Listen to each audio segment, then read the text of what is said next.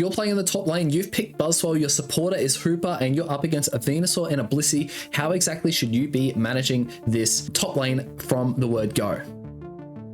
Assuming you've had a little bit of time to think here, you guys should be playing extremely aggressively, right? Extremely aggressively. And the reason for that being that these guys, not only does their support not have ranged damage, so you're going to be able to get closer to them in their goal zone, taking less damage, and your Hooper's going to be able to stun these guys from a distance and also provide you berries and stuff like that if you need to back out. But you want to take away as much as their farm as possible because you want to get level 5 as fast as possible, making it a very, very challenging lane for these two guys here, right? Understanding your matchups is absolutely key for winning your lane. So this is just a very, very quick example, but I want to jump into a couple of things here. The first things first, we need to consider the experience in a particular lane. If you don't know anything about experience in Pokemon Unite, then generally, then this section of the video should be very, very helpful for you. So this is all provided by UniteDB, the math core. These guys do an amazing job. So, you know, props to them, give them a small donation. They do all this stuff for free. It's a free resource, right? And you can learn about, you know, the hidden maths about the game. So in terms of levels, right?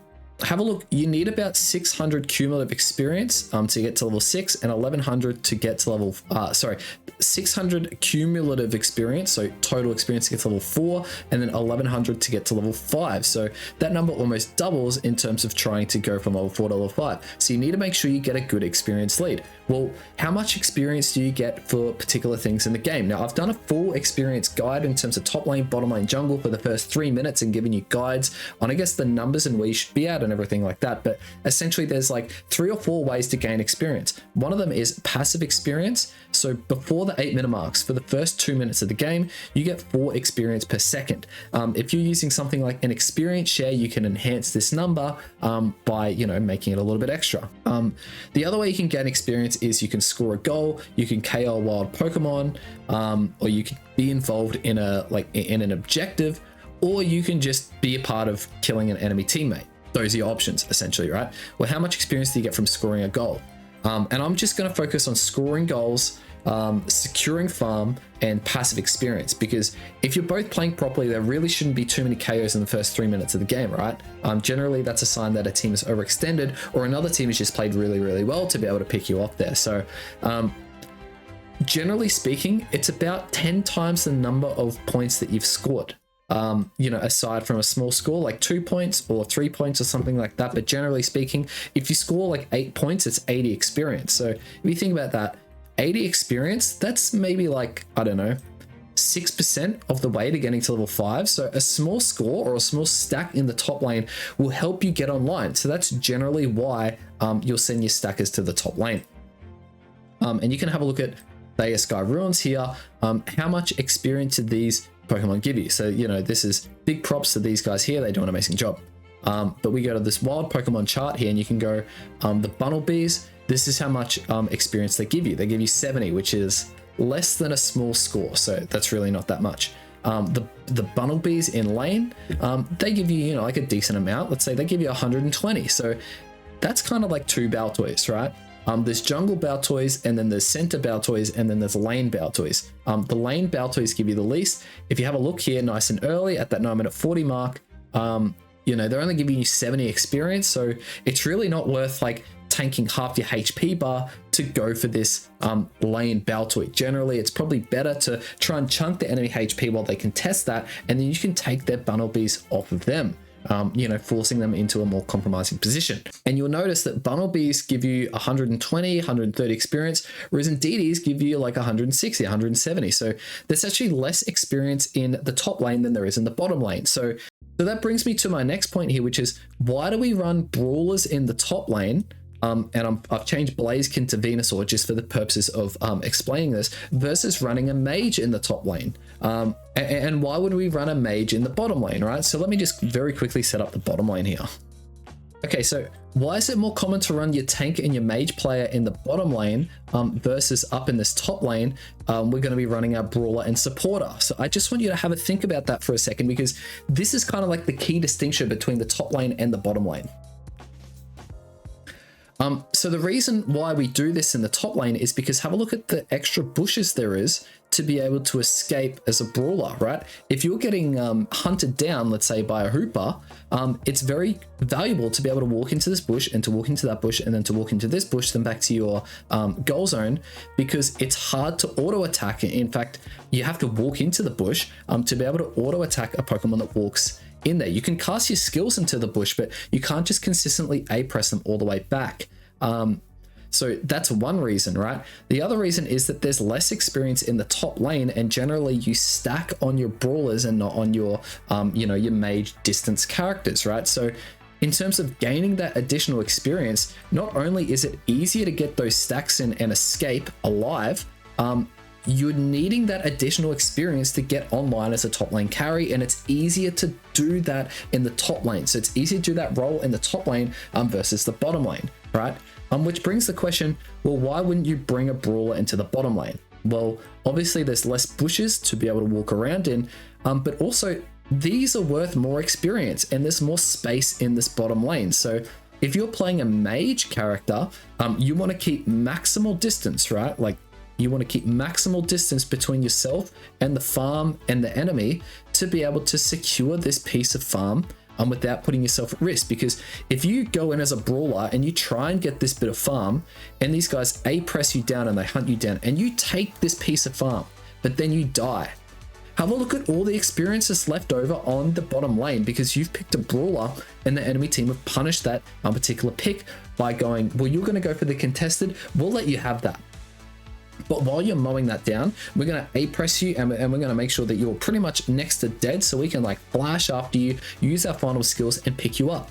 And that way now this bottom lane is, well, now look at all the experience in the bottom lane that the mage and the tank can kind of clean up for themselves, right? So that's definitely something worth considering in the bottom lane.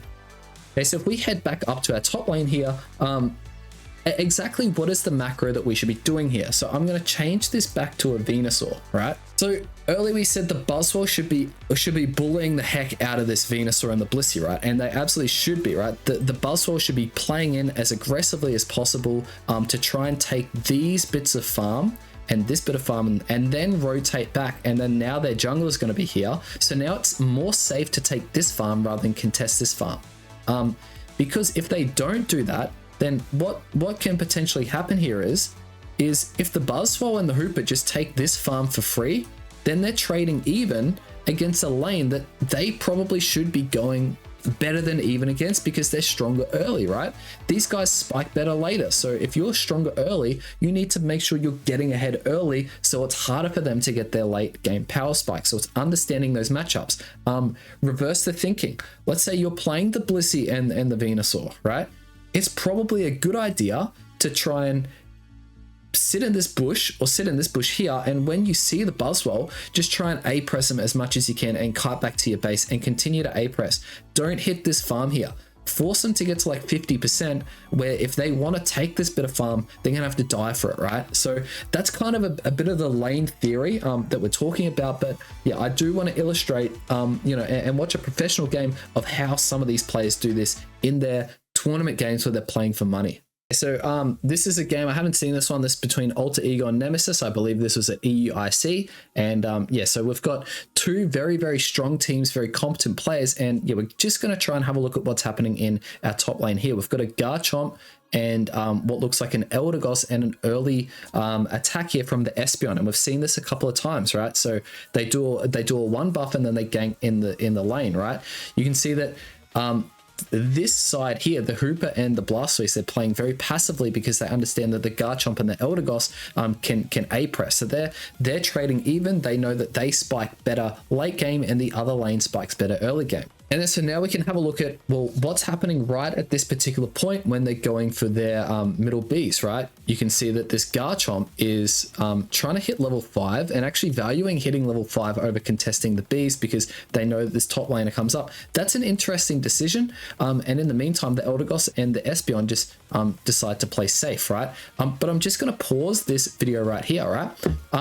Have a look at the positioning of the support player on the side of a Nemesis, right? They're looking for an invade because they've just won that kind of exchange at the Bs in terms of one on experience. So now they're going to really put the pressure on the enemy jungler. And so you can see the positioning of the Garchomp and the Eldegoss. They're saying, Well, we're going to make sure that you don't invade our jungle. So they're standing kind of in this bottom L area to make sure that that doesn't happen. So yeah, honestly, very, very good play from both teams, making sure that no team gets, you know, further ahead or behind than they need to. And yeah, you can see the Hooper's really looking for it. The Hooper's looking for vision, and the Hooper's actually done an early rotation to the bottom lane, and then we'll go to the Bs from there. That's a really cool play. I like that a lot. And then, yeah, you can see the red team is definitely in position here. They're going to quickly try and burst this down. And considering the Cramorant is on half HP, they're going to look to disengage this as quickly as possible. And that's exactly what they do. The Hooper might get caught here. No, the Hooper's going to get saved by his teammate coming back through the portal. So very, very good play from both sides here, right? But just quietly have a look at the top lane. These top two laners, they never I'm going to rewind it a little bit here. Have a look at their positioning on the minimap throughout that whole exchange. Right now, we're going to consider these two in the top lane. If one of them leaves to go to the middle area for this fight here at 8 minutes, the other one's going to get the advantage by the big score experience they get. And there's also still some contested farm up here. So you can see that these two are kind of doing their 1v1 in the top lane and making sure that, yeah, these guys, you know, they can do what they want down there. But this top lane, the two carries, they're still going at it. The support will come and help their bottom lane and their jungler in that exchange. But the top laners generally tend to stay and try and make sure that they're winning in that particular lane. So that's just something to point out there. If you're the top lane carry, it's generally a good idea to try and make sure that you've won your lane in the first 3 minutes. And a good way to do that is to stay in lane, make sure that your team can win that middle exchange here, right? 7 minute 20. We're getting ready to this first objective here. You can see there's still an Eevee on the side of Nemesis, which is, you know, look, that might be a little bit frustrating for him, but I'm sure he'll evolve very, very quickly. I know it's not an Eevee, it's a Glaceon. It's just a glitch on the screen. Weird. So I'm just going to pause this here, right? You can see that the Hooper has rotated down because he knows his Blastoise is in a fairly decent spot here. The Garchomp's level 7, the Blastoise is level 7, so they're going fairly even there, and neither of them want to give up that top lane advantage to the other one by just abandoning lane and going for a 5-person matchup in the bottom lane, right? And if we have a look at this here, these guys have got a Unite move on the side of Nemesis because EVs get their Unite move at level 8. And yeah, these guys, they're not quite there. Maybe Espeon's getting very close and Inteleon might be getting very close, but these guys know they're happy to take on a 4v5 if needed, and then their Blastoise will get ahead, you know, in that top lane. So yeah, I think that's just something worth pointing out there, is that they're considering this experience. And yeah, you can see the Glaceon trying to take care of the Espeon as quickly as possible, recognizing that a Unite move on the Espeon will be very, very challenging to deal with. But again, have a look at these two in the top lane. They're still going at it. All of this stuff is happening in the bottom lane. And of course, we're not going to watch this top lane go at it here, but you can see they're trying to win their lane. They're trying to get ahead. They're trying to get that level of advantage over the other one. They're both neck and neck, and they've been neck and neck this entire time, right? The objective is fairly inconclusive here. The Cramorant is kind of just getting some farm, but the two top laners are focusing on getting ahead. And you can see the Blastoise health is getting kind of low there, and same as the Garchomp health is getting kind of low. You know, they're trying to secure bits and pieces of farm, and it looks like it's gone to the side of Alter Ego in terms of the bottom fight. And then you can see this Blastoise now has recognized that there's middle farm here, and there's a lot of middle farm contested. So he wants to take that before the blue team then rotates and takes his farm after securing that objective after winning the team fight. So very, very smart play from the Blastoise.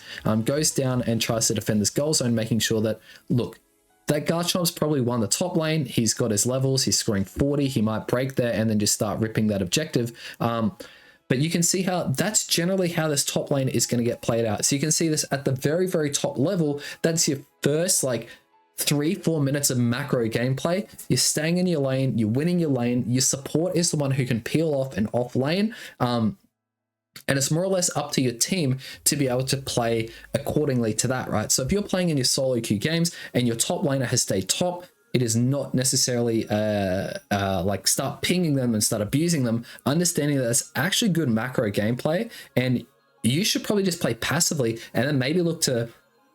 So you should probably start to play passively if your teammate top lane is staying in the top lane, and understand it. if the enemy top lane has rotated down a bottom lane, your top lane is going to be ahead. So all you need to do is try and stay even and then defend the next valuable resource, which would be your goal zone, rather than going for that objective, right? Always being mindful of the unite moves and everything that are going on there. Let's talk about handling an invade.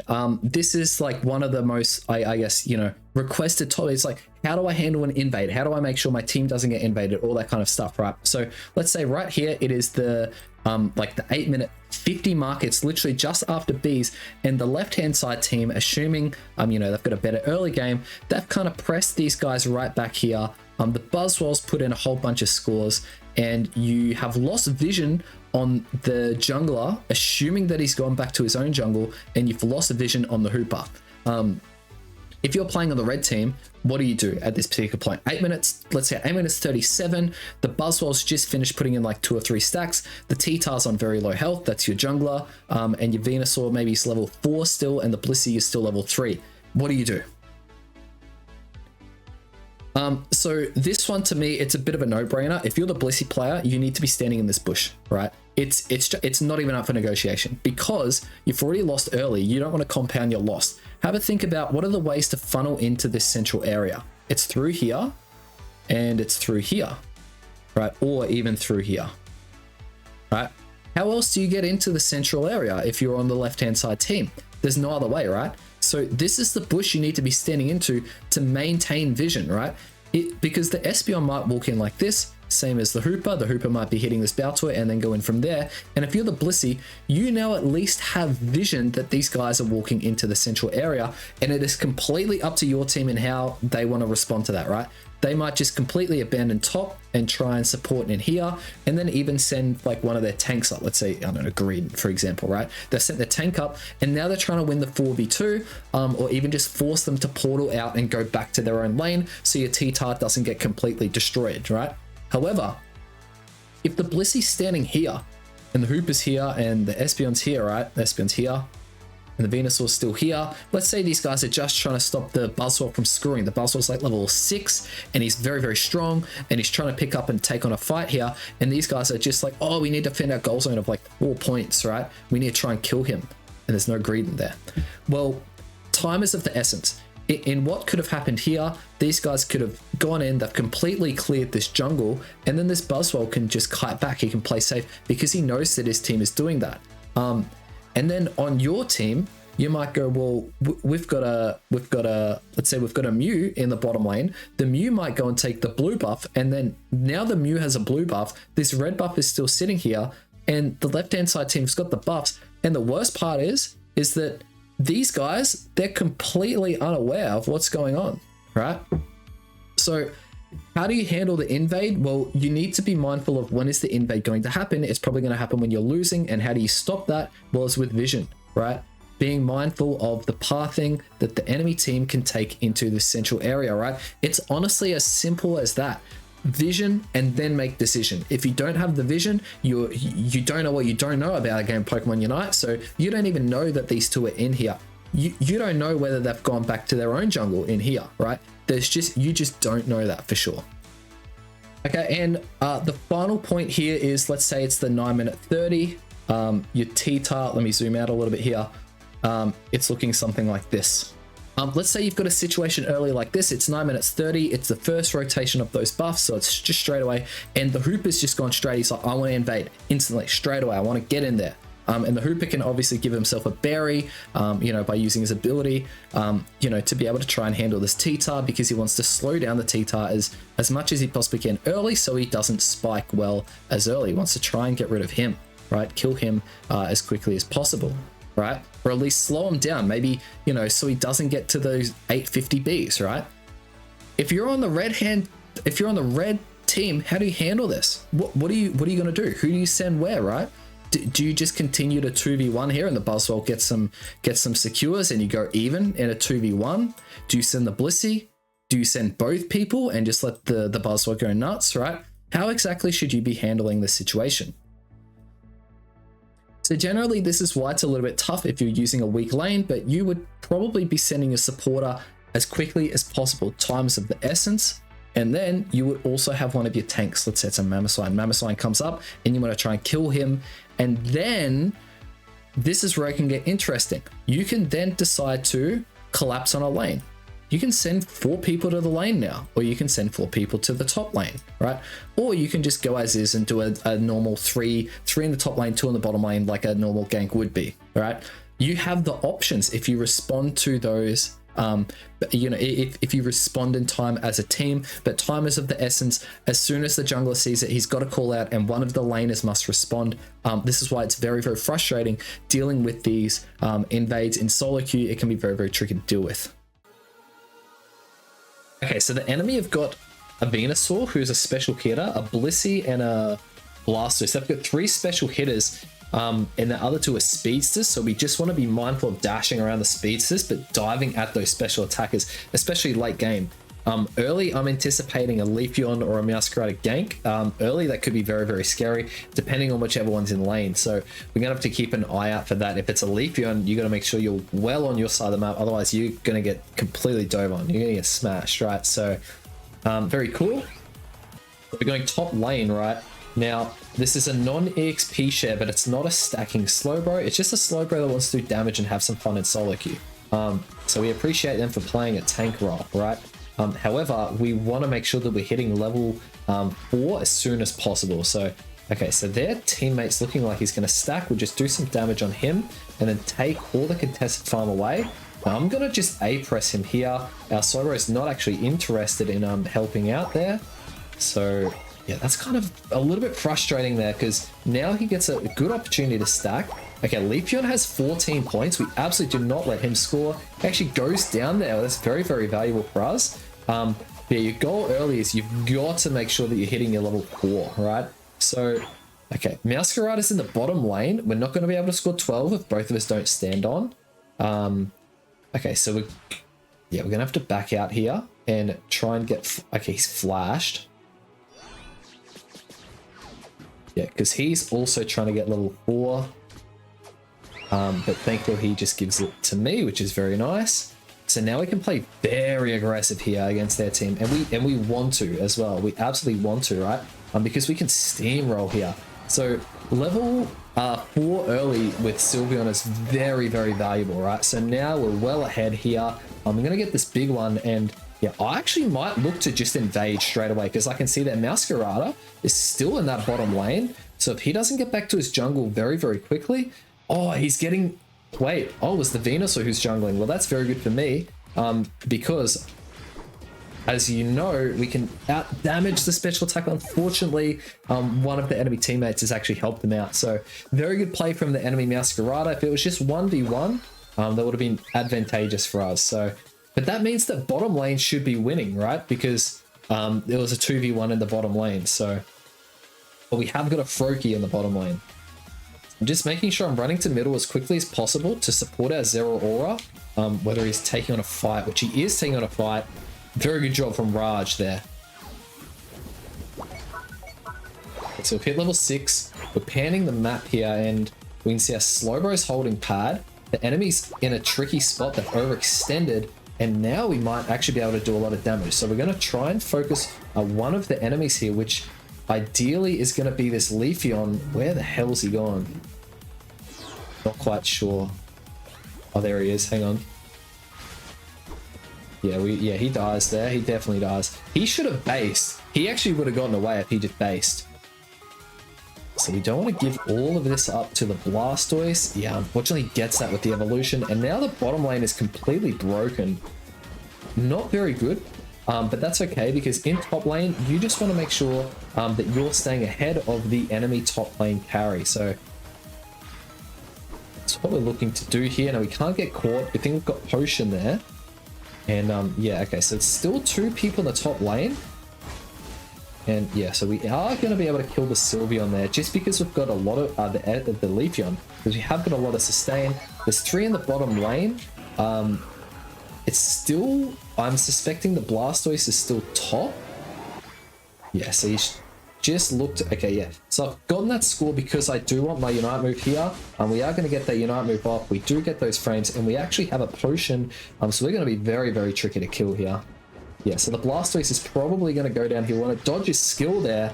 Yeah, and then collect him, which is very, very good, and take the rest of that farm. So, yeah, very valuable. We win the 2v1 the top lane, which is nice. And now just looking at any additional farm that's on the map to try and get ahead.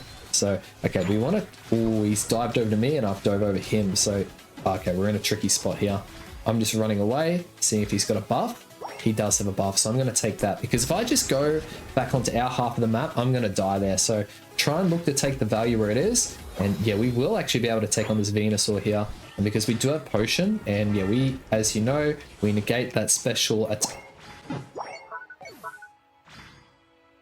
Dude, he was on like 1 HP the whole time. What the hell? Yeah, okay, so unfortunately, like, we're 6-0 and our team's not really doing a whole lot. Bottom lane has definitely struggled. But that's the value of using something like a Sylveon. So I'm seeing that these buffs are up, and I'm probably just going to take them off the map straight away.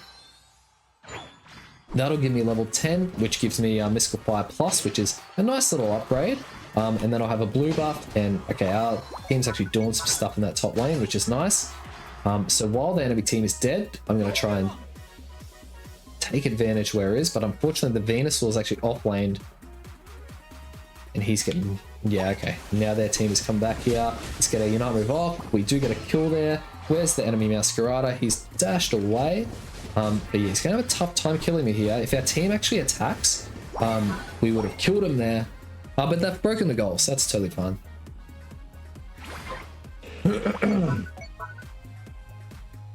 Okay, so now the middle game does get a little bit messy here. You just look for the value where it is, right? I see these in DDs. They're a lot of experience. Our team's just running past them, so I'm going to quickly clean them up. We're not in position to secure this objective. We don't have our Unite move, so where's the next valuable resource? It would be in our jungle and taking these middle Bs. Yeah, that's a losing fight down there, so I'm not quite sure exactly where our team's taking that fight on. Their team just got the buff from the Reggie, the shield, and they've got Unites, and we don't, so... Yeah, I think it's a very, very silly decision to take on that fight there.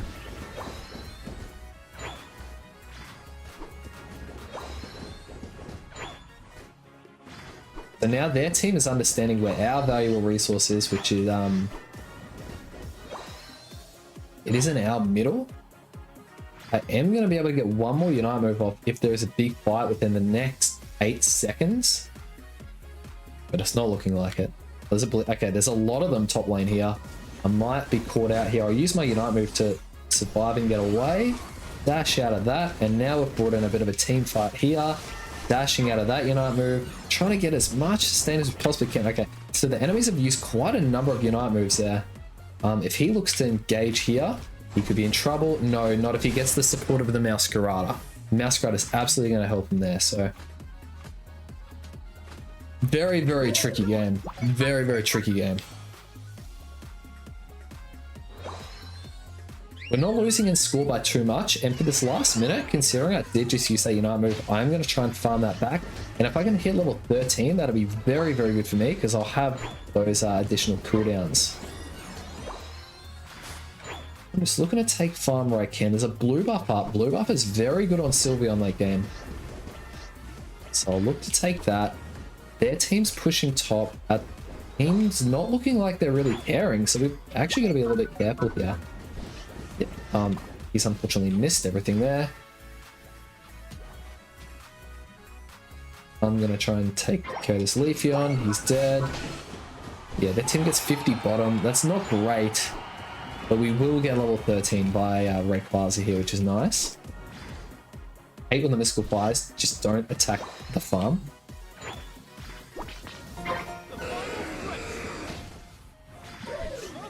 Okay. I'm not hating our position here. We do need quite a lot of score because the enemy have got quite a number of back caps, but yeah, okay, so right, hang on. Whoa. That's a lot of damage that we've just taken there. I don't want to 1v whatever here. But okay, so the other 3 that are alive there, the Blastoise is overextended by missing his skill, and we are actually going to be able to pick him up, unfortunately for him there, dive over the wall to get maximal distance away from the Venusaur, then probably re-engage on this Venusaur, considering it's a 2v1. Our team is ripped. And we're going to be able to win the game based off that team fight. Wow, very, very well played from our team. And I'll just kill him for good riddance.